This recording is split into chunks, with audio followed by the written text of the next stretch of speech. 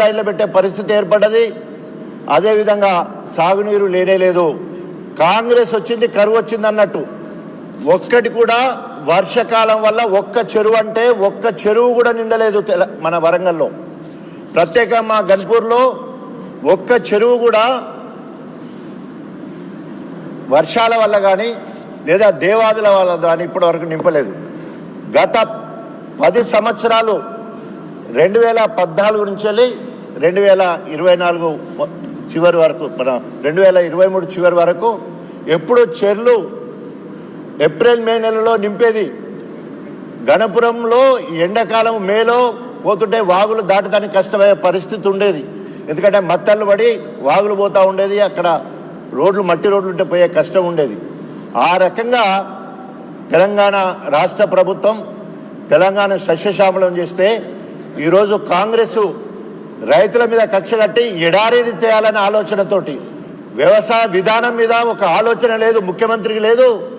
మరి ఇరిగేషన్ శాఖ మంత్రిగా ఉన్న ఉత్తమ్ కుమార్ రెడ్డి సీనియర్ మంత్రిగా ఉన్నారు. మరి వారు మాట్లాడేది చూస్తేనైతే ఓన్లీ తిట్టడమే పనిగా పెట్టుకున్నట్టు కనబడతా ఉన్నది. కడియం శ్రీహరి లాంటి వాడు ఏ ఎండకు ఆ గొడుగు పట్టే మనిషి.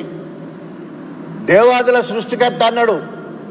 2003లో శిలాపలకం వేసి వస్తే 17 నెలలైనా తట్ట మట్టి తీయకపోతే స్వయంగా నా చేతులు అక్కడ పిండాలు పెట్టి రావడం జరిగింది.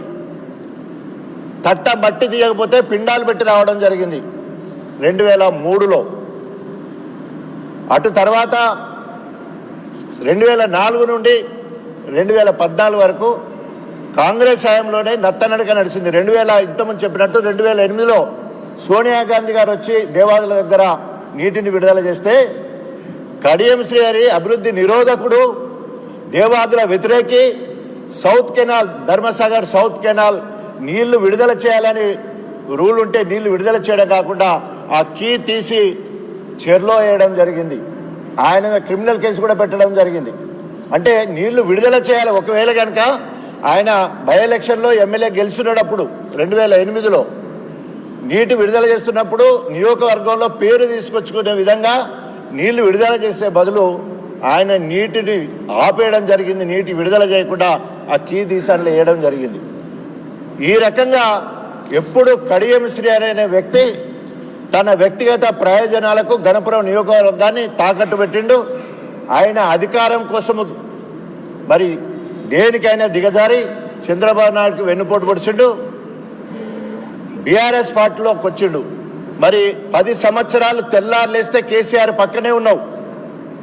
తెల్లారు లేస్తే ఉప ముఖ్యమంత్రిగా ఉంటివి, ఎంపీగా ఉంటివి, ఎమ్మెల్యేగా 2 సార్లు నామినేటెడ్ పదవిలో ఉంటివి, తర్వాత మొన్న ఎమ్మెల్యేగా కూడా ఉంటివి. ఈ 9 సంవత్సరాల సమయం నీకు సరిపోలేదా దేవాదులను అన్ని రకాలుగా అభివృద్ధి చేయాలని, లేదా పెండింగ్లో ఉన్న పనులను మంజూరు చేయించాలని?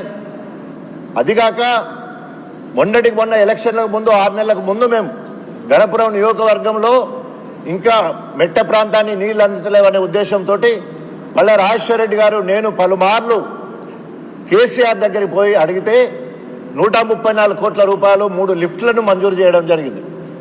శ్రీపతిపల్లి, కొండాపూర్, లింగంపల్లి ఎత్తు ప్రాంతాలు మేటిగా చిలుపూరు మండలంలో, అదేవిధంగా కోటి ఎకరా పీచర, వేలేరు, కమ్మరిపేట, నారాయణగిరి, ముప్పారం, అదేవిధంగా దిగువ ప్రాంతంలో మల్లకపల్లి, బంగాళపల్లి, ధర్మాపురంకు నీళ్లు రావాలనే ఉద్దేశంతో అదేవిధంగా కిందికి వర్ధనపేటకు పోయే విధంగా ఈ లిఫ్టులు మంజూరు చేస్తే ఇప్పటి వరకు నీకు నిజంగానే దేవాదుల సృష్టికర్త అని చెప్పుకున్నావు కదా, సిగ్గుండాలి కదా, కనీసం స్వార్థకత దానికి ఎంటబడి పనిచేయాలి. నీళ్లు రాకపోతే కాలువలు వెంబడి నేను పాదయాత్ర చేసిన, తూముల దగ్గర నేను పడుకొని నీళ్ళు ఇప్పించే ప్రయత్నం చేసిన. ఒక్కనాడు ఒక రిజర్వాయర్ను సందర్శించకపోతివి, ఒక కాలువను చూడకపోతివి, ఒక చెరువు దగ్గరికి పోకపోతివి. ఏమైనా కూడా కాంట్రాక్టర్లతో మాట్లాడు పైపైన చూసుకుంటే తప్ప నిజమైన తిమింగిలము, అవినీతి తిమింగిలం అంటే దేవాదుల మీద అంతో ఇంతో సంపాదించుకున్నది ఎవరంటే కడియం శ్రీహరికే ఎక్కువ పెద్ద వాటా చెందింది. దేవాదుల ప్రాజెక్టులో అందరికంటే ఎక్కువ ముట్టింది ఎవరికంటే కడియం శ్రీహరికి.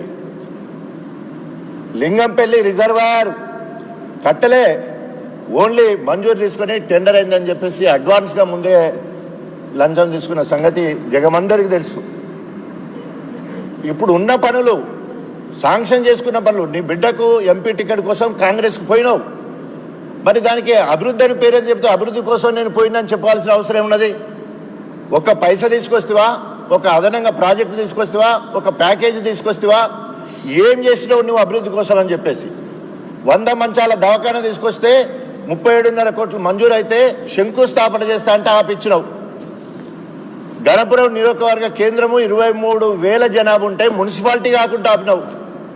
10 కోట్ల రూపాయలు చిరుపురుగుట్ట దేవస్థానానికి అభివృద్ధి కోసం తీసుకొస్తే ఇవన్నీ నేను మంత్రి అయితే వచ్చినాకనే మొదలు పెడతాను అన్ని ఆపించినావు. మంత్రి సంగతి దేవుడెరుగు. నువ్వు అన్నట్టు బీఆర్ఎస్ పార్టీ నుంచి వెళ్ళి గెలిచినావు. తెలంగాణ ఉద్యమకారులందరూ కేసీఆర్ నాయకత్వంలో నీకు సహకరించిండు. కేసీఆర్కు వెన్నుపోటు పొడిచినావు, తెలంగాణ ఉద్యమకారులకు వెన్నుపోటు పొడిచినావు. నీ అవకాశవాదంగా కాంగ్రెస్ పోయినావు. మరి అక్కడ పోయినాక ఏం సాధించినావు? కనీసము మంజూరైన పనులే సాటగానే దద్దమ్మవు నువ్వు. ఇప్పుడు కొత్తగా పనులు ఏం తీసుకొస్తారని పోయినావు. నిన్న నీ ఇంతకుముందు అన్న చెప్పినట్టు మరి అంతకుముందు అనర్గళంగా మాట్లాడే నీ గొంతు ఏమైపోయింది? ఎక్కడైతే సమ్మక్క సారలమ్మ బ్యారేజ్ దగ్గర 365 రోజులు నీటి లభ్యత ఉంటుంది, దాదాపు 300 రోజులు నీళ్లు లిఫ్ట్ చేసే అవకాశం ఉంది. అక్కడ దాదాపు 60 టీఎంసీల నీళ్లు కనుక లిఫ్ట్ చేసేది ఉంటే అన్ని రిజర్వాయర్లకు వస్తాయి, అక్కడి నుంచి కిందిపోతాయి. నిజంగానే దేవాదుల గన్పూర్ కోసం అన్నట్టు మాకు ఎస్ఆర్ఎస్పి నుంచి వెళ్ళి మాకు నీళ్లు రావు, కాళేశ్వరం నీళ్లు మాకు రావు. ఓన్లీ దేవాదుల ద్వారానే ధర్మసాగర్కి వస్తే ధర్మసాగర్ నుంచి వెళ్ళి ఉస్నాబాద్ కరీంనగర్ ముఖాన్ని అటు సైడు ఒక కాలువ నార్త్ కెనాల్ అటు సైడ్ పోద్ది, సౌత్ కెనాల్ ద్వారా మాదారి ద్వారానే వర్ధన్నపేట తర్వాత పరకాలకి వెళ్తాయి.